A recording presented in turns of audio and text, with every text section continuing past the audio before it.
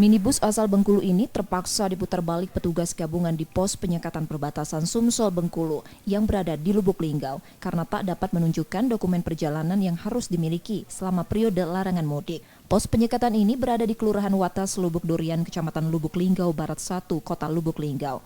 Tak hanya roda 4 yang diperiksa, pengendara roda 2 yang melintas juga tak luput dari pemeriksaan, mengantisipasi pemudik motor dari arah Bengkulu ataupun sebaliknya.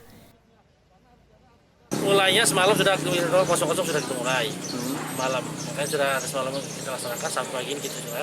Tadi pagi sudah ada juga yang saya putar balik kan, alasan karena orang tuanya sakit, kemudian tidak dilengkapi dengan surat kesehatan antigen.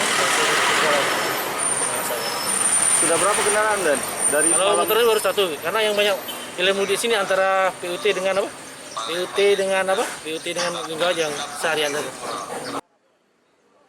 Penekanan dalam operasi Ketupat Musi 2021 ini, larangan mudik lebaran pada 6 hingga 17 Mei 2021.